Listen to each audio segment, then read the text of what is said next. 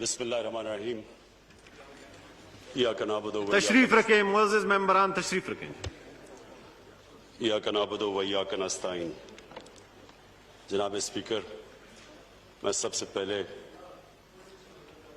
اپنے ایلائز کو، اپنی پارٹی کو، سب ممبرز کو میں ان کو خراج تحسین پیش کرتا ہوں اور ان کا شکریہ ادا کرتا ہوں کہ انہوں نے آج ایک بڑی امپورٹنٹ ہمارے لیے آج دن تھا اور انہوں نے یہ ثابت کیا ہے کہ یہ پاکستان کے ساتھ کھڑے ہوئے ہیں.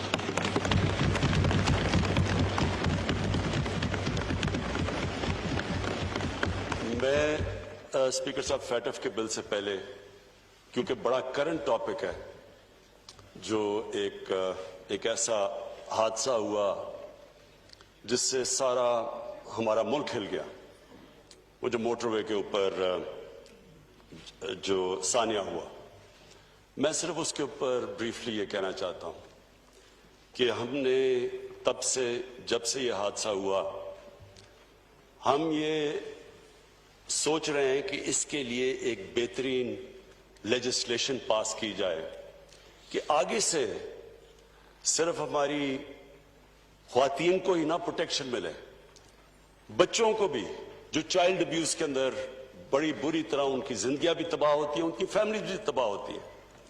یہ جو ریپ ہے، اس کو اس طرح یہ دیکھیں کہ اس کی وجہ سے ایک انسان کی زندگی تباہ ہوتی ہے، دنیا میں بھی، باہر کے معاشروں میں بھی، لیکن ہمارے معاشرے میں جس طرح کی ہمارا کلچر ہے، اس میں ان کی بھی زندگی تباہ، ان کی فیملیز بھی سفر کرتی ہیں. اور میں تو خاص طور پہ سوچ رہا تھا کہ ان بچوں کے اوپر کیا گزری ہوگی. یہ ساری زندگی کے لیے یہ ٹراما رہتا ہے. تو اس کے بعد ہم نے فیصلہ کیا کہ ہم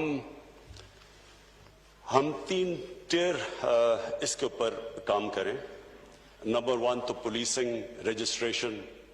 ساری جگہ دنیا کے اندر سیکس کرمنلز کی رجسٹریشن ہوتی ہے، سیکس آفینڈرز رجسٹرڈ ہوتے ہیں، ان کا ایک ڈیٹا بیس بنتا ہے، ان کو پھر فالو کیا جاتا ہے، کیونکہ دنیا کا تجربہ ہمیں یہ بتاتا ہے کہ جو سیکس آفینڈرز ہوتے ہیں وہ ریپیٹ آفینڈرز ہوتے ہیں. جس طرح یہ جو ایک ابھی بھاگا ہوا ہے جو عابد، اس سے پہلے بھی گینگ ریپ کی ہوئی ہے، اور پھر سے جو بھی اس کو سزا دی تھی، ظاہر ہے وہ عبرتناک نہیں تھی کیونکہ اس نے پھر سے کیا، اور یہ تو رپورٹ ہوا ہے سیکنڈ ٹائم. بیچ میں کتنے اس نے ایسے جرم کیے جو ان رپورٹڈ ہے. اور جتنا بھی ہم اس میں انویسٹیگیٹ کرتے ہیں تو ہمیں یہ پتہ چلتا ہے کہ یہ بڑا ایک چھوٹا سا نمبر رپورٹ ہوتا ہے. چائلڈ ابیوز میں بھی، جدھر بچوں سے ظلم ہوتا ہے، اور یہ ریپ کیسز میں بھی، کیونکہ ہم سب جانتے ہیں کہ وہ کس طرح کے ٹراما اور صدمہ سے گزرتے ہیں، بچے بھی اور جو خواتین بھی. تو اس کے اوپر ہم تیاری کر رہے ہیں ایک بل کی، لیجسلیشن کی، جس میں عبرتناک سزا ہو، خوف زدہ ہو لوگ، یہ کرتے ہوئے ان کو پتا ہو کہ کسی کی جب وہ زندگی تباہ کریں گے تو اس کے کانسیکوینسز ہیں. انشاءاللہ یہ بل تیار ہو رہا ہے، یہ آپ کے سامنے چند دنوں میں ہم پیش کریں گے، اور اس میں صرف یہی نہیں کہ عبرتناک سزا دینی چاہیے، اس کے اوپر بھی ڈسکس کر رہے ہیں، لیکن یہ بھی کہ جو ہم نے یہ بھی اسیس کیا کہ یہ بھی جو حال اگر ہم پکڑ بھی لیں، اور انشاءاللہ ایک تو پکڑ کے دوسرے کو پکڑ بھی لیں گے، اس کے بعد بھی اس کو کنوکٹ کرنا آسان نہیں ہے، کیونکہ جس طرح کی ایویڈنس چاہیے عدالت کے اندر وہ بہت مشکل ہوتا ہے، کیونکہ ظاہر ہے جس طرح کی وہ ایویڈنس دینی ہو وٹنس باکس میں کھڑے ہو کے، وہ بہت مشکل ہوتا ہے. تو اس کے لیے بھی ہم پریپریشن کر رہے ہیں کہ پروٹیکشن آف وٹنس کی، کہ کیا ان کو سامنا نہ کرنا پڑے عدالت میں، تو اس کی بھی انشاءاللہ پوری ایک کمپریہنسو ایک لیجسلیشن لے کے آئیں گے. دوسرا جی، میں یہ جو فیٹف کی ساری لیجسلیشن اور یہ جو کہانی چلی ہے، میں صرف آج اپنے ملک کے سامنے، اپنی پارلیمنٹ کے سامنے، یہ جدھر جا بھی رہی ہے ہماری، یہ دیکھ بھی جو رہے ہیں پاکستان میں لوگ، देखें जी, फैटफ का हमें सबको पता चलना चाहिए कि ये फैटफ कोई तहरीक हमारी गवर्नमेंट की वजह से नहीं, हम फैटफ के ग्रे के अंदर आए, ग्रे लिस्ट के अंदर। ये हमें विरासत में मिला, इनहेरिट किया हमने। और सबको ये भी पता होना चाहिए कि इसकी ब्लैक लिस्टिंग का मतलब ये है कि पाकिस्तान के ऊपर सैंक्शंस लग जाती है, हमारी फाइनेंस, हम बाहर के फाइनेंस से मुल्क कट ऑफ हो जाता है।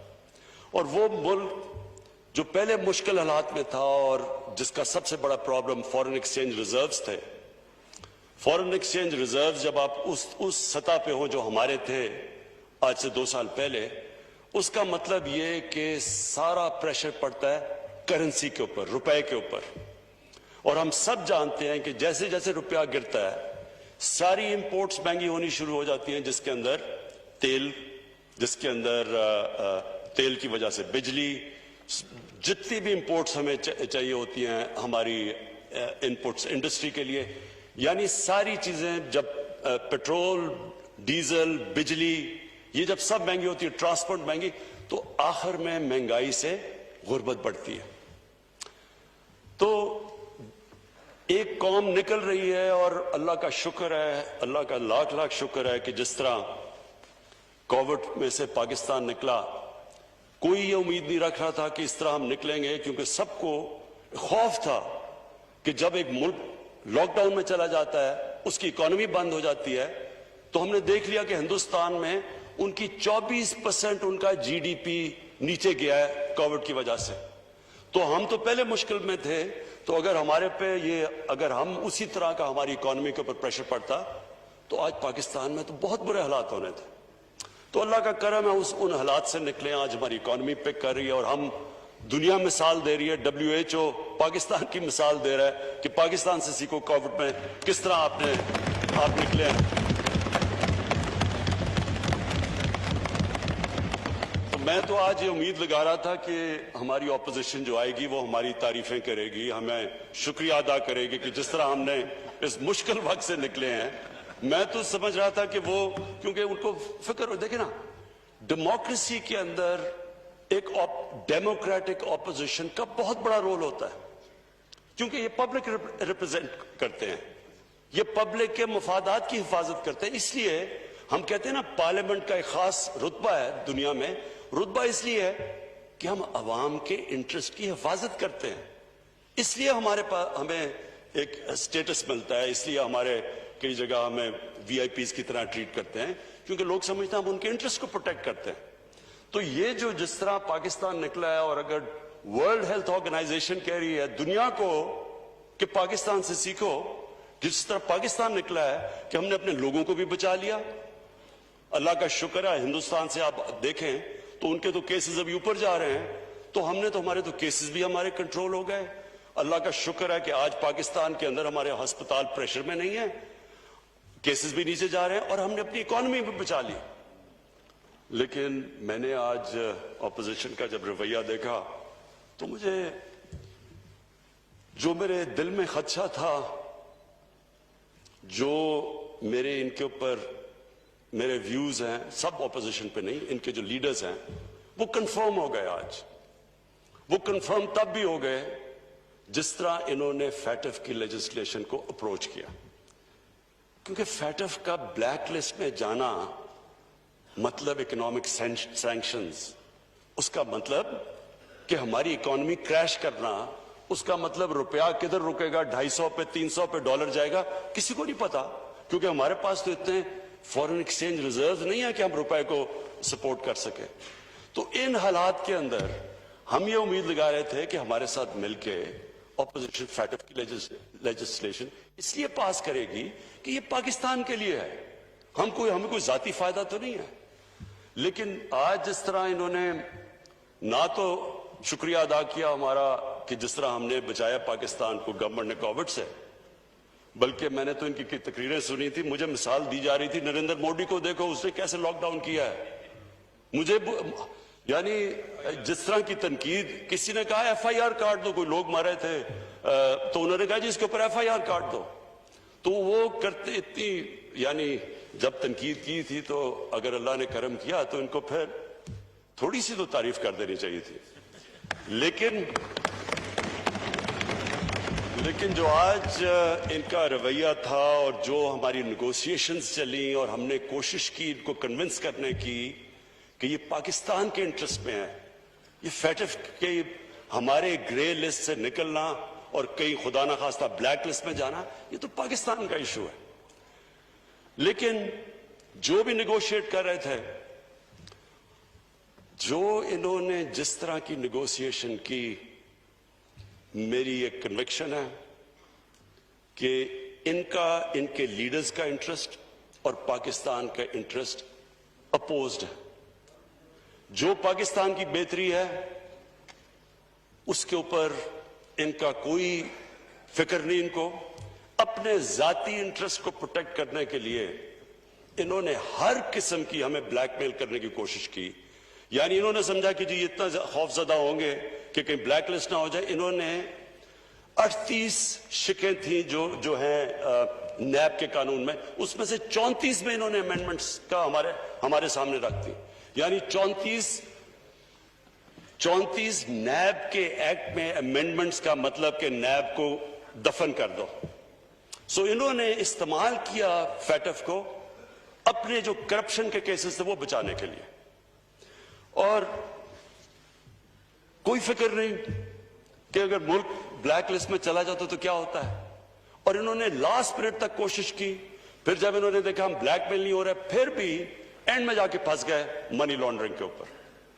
स्पीकर साहब, मैं अपनी कौम को, क्योंकि अपनी मेंबर्स भी मेरे बैठे हैं, कौम भी, उनको बड़ा जरूरी है। अल्लाहु अकबर, अल्लाहु अकबर, अल्लाहु अकबर, अल्लाहु अकबर। अशहदु अन ला इलाहा इल्लल्लाह,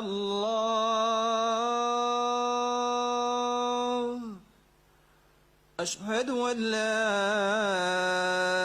इलाहा इल्लल्लाह,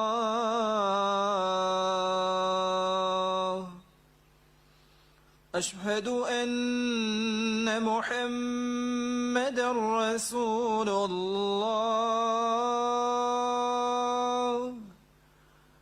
अशहदु अन्न मुहम्मदर रसूलुल्लाह।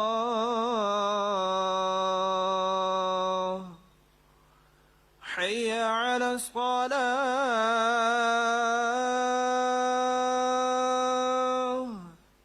हय्य अला अस्सलाह,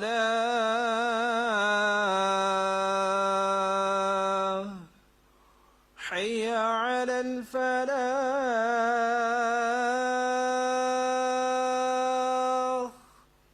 حي على الفلاح.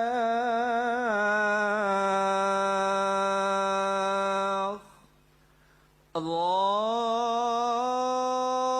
أكبر، الله أكبر، لا إله إلا الله.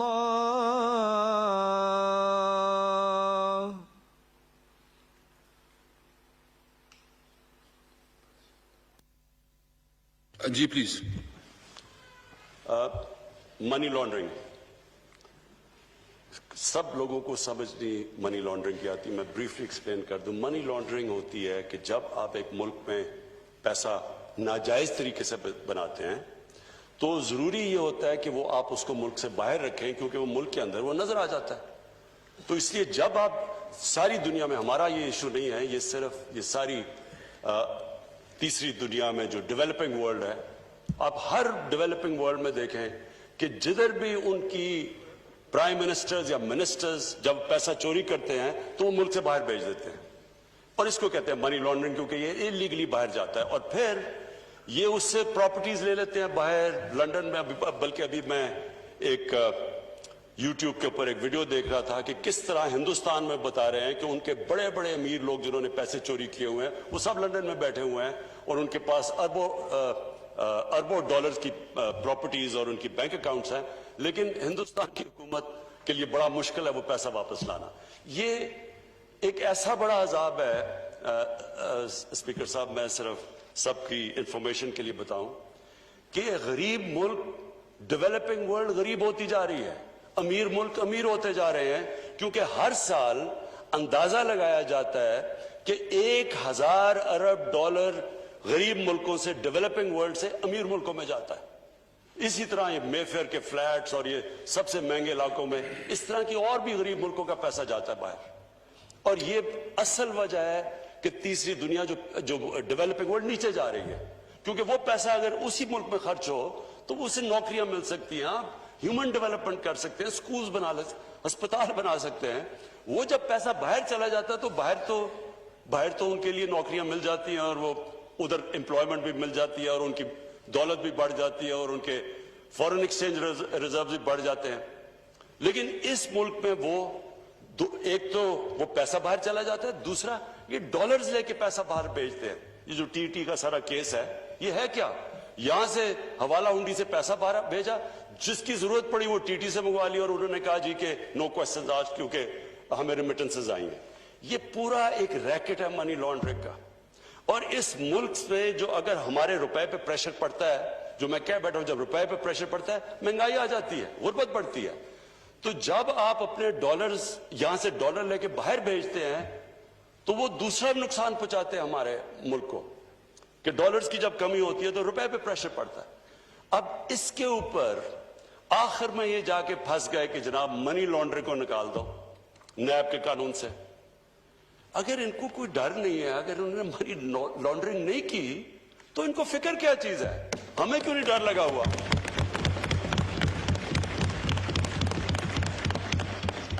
اور افسوس یہ ہے کہ اس کے اوپر انہوں نے اتنا زیادہ سارا ہمارے ٹائم بھی ضائع ہوا، یہ سارا ادھر تک پہنچے۔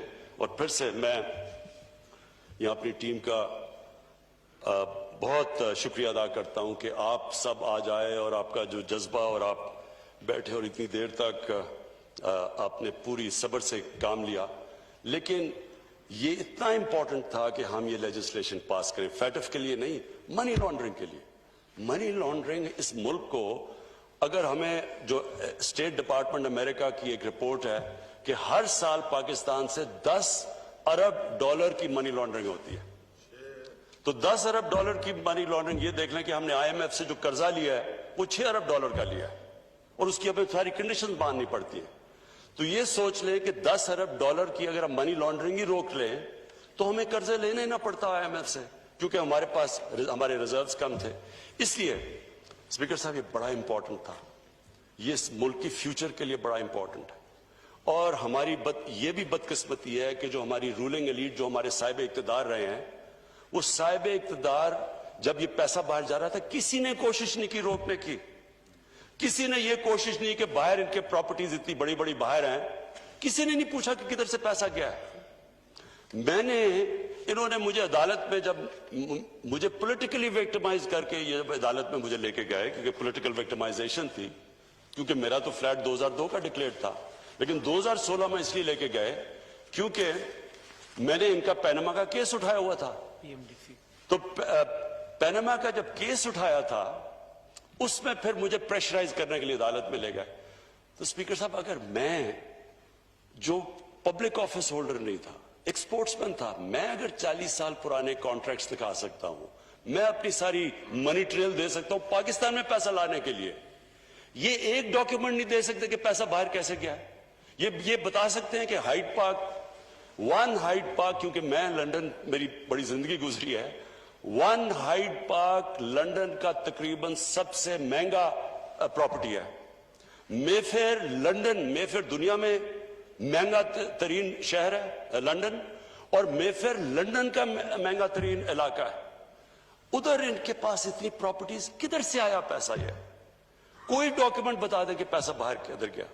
دوسری طرف آصف زرداری کی پراپرٹیز کی لسٹ ہے، اپنے نام پہ نہیں لیے ہوئے، ایک نیو یارک میں فلیٹ غلطی سے اپنے نام پہ لے لیا جو ایک کیس چل رہا ہے, باقی تو اپنے نام پہ نہیں. یہ کدھر سے پیسہ آیا؟ تو جب ایک ملک کی جو سربراہ جب وہ پیسہ چوری کر کے باہر لے کے جاتے ہیں اور ڈالرز میں باہر لے کے جاتے ہیں, دبئی میں ان کی پراپرٹیز ہے, وہ یہاں سے کنورٹ کرتے ہیں روپے کو ڈالر میں باہر لے جاتے ہیں, تو جب وہ لے کے جاتے ہیں وہ دو چیزیں ان کو کرنی پڑتی ہے. پاکستان کے ادارے پہلے تباہ کرتے ہیں. پہلے نیب میں انہوں نے مل کے اپنا آدمی رکھوایا, وہ جو نیب چیئرمین تھا انہوں نے کیسز ان کے بند کیے. ہدایبہ پیپر مل اوپن اینڈ شٹ کیس تھا, اس کے اوپر اسحاق ڈار کی باقاعدہ صرف سٹیٹمنٹ نہیں ہے, اس نے بینک اکاؤنٹس دیے ہیں کہ جدھر جدھر یہاں سے پیسہ باہر گیا, نام دیے ہوئے ہیں اس نے. اوپن اینڈ شٹ کیس, ان کا اپنا آدمی نیب میں بیٹھا ہوا تھا, اس نے وہ آگے پروسیڈ نہیں کیا. تو انہوں نے یہ جو 10 سال کے اندر 4 گنا زیادہ پاکستان کے قرضے بڑھے ہیں. 60 سال کی تاریخ میں ٹوٹل پاکستان کا قرضہ 6,000 ارب تھا, 10 سالوں میں پہنچ گیا 30,000 ارب. ہمارا جو سب سے بڑا مسئلہ کیا بنا ہوا ہے, جو ہم نے ٹیکس کا پیسہ اکٹھا کیا پہلا سال, اس کا آدھا چلا گیا ان کے قرضوں کی قسطیں ادا کرنے پہ. ملک کدھر سے چلاتے ہیں؟ پھر ہمیں کہتے جی آپ قرضے لے رہے ہیں. اگر ہم قرضے نہ لیں تو ہم ملک کیسے چلائیں؟ آدھا تو جو پیسہ اکٹھا کیا ان کی قرضوں کی قسطوں پہ چلا گیا. اب جو ہم نے کرونا کی وجہ سے کم کلیکشن ہوئی, پھر ہمارا 1,000 ارب کم ہوا, تو 4,000 ارب اب جو اکٹھا کیا یہ سیکنڈ ایئر میں, اس میں سے 2,600 ارب وہ چلا جائے گا قرضوں کی قسطوں دینے پہ. تو اسپیکر صاحب بات یہ ہے کہ یہ کیسے ہو سکتا ہے کہ آپ نے 10 سال میں اس ملک کو بوجھ ڈال دیا, اس کا ملک کا جو قرضہ ہے وہ 4 گنا زیادہ بڑھا دیا, اور آپ جب بات کریں کرپشن کی تو کہتے ہیں پولیٹیکل وکٹمائزیشن ہے, کبھی کہتے ہیں کہ جی یہ بلیک میل ادھر کر رہے ہیں, کبھی پہلے انہوں نے بلیک میل اس پہ پہلے ہمیں کہا جی پہلے دن سے شروع کر دیا کہ جناب ہم مانتے نہیں الیکشن کو, ہم کہہ رہے ہیں کہ کھولیں جو آپ چاہتے ہیں, بتائیں ہمیں کون سی. اس کے بعد بات ہی نہیں کی.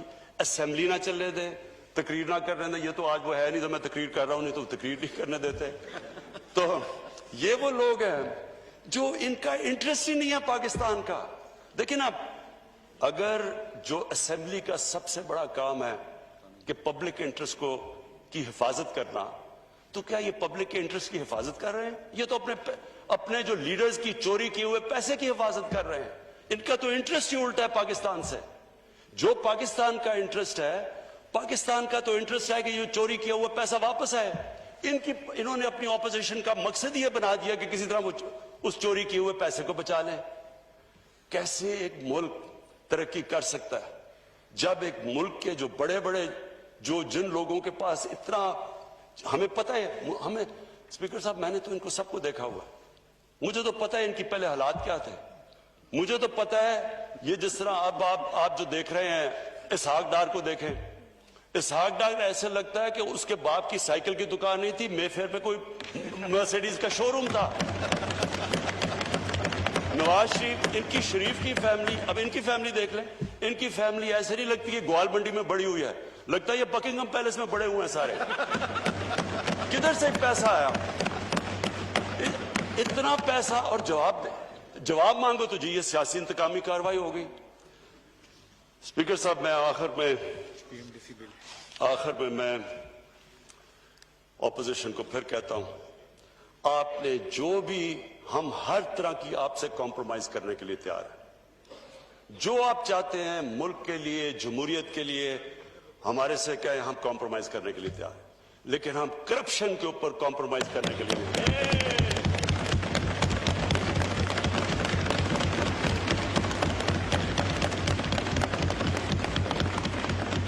میں آخر میں ہاؤس کا شکریہ ادا کرتا ہوں. یہ جو پی ایم ڈی سی کا بل پاس کیا یہ بہت ضروری تھا. اسپیکر صاحب بدقسمتی سے ہماری جو میڈیکل کالجز اور ہمارے جو ڈینٹسٹری ان کے کالجز کی جو سٹینڈرڈ ہے وہ گرتی جا رہی تھی. اس کے لیے بڑا ضروری تھا کہ جو انٹرنیشنل بیسٹ پریکٹسز ہیں اس کے مطابق ہم ان کی سٹینڈرڈز ریز کریں. اور یہ جو بل تھا یہ کوشش تو کر رہے تھے 1.5 سال سے. میں پھر سے ہاؤس کا بڑا شکریہ ادا کرنا چاہتا ہوں کہ آج انہوں نے یہ بل پاس کیا, اور انشاءاللہ اس سے ہمارے ڈاکٹرز اور ڈینٹسٹ کی سٹینڈرڈ بڑھ جائے گی. بہت شکریہ. میں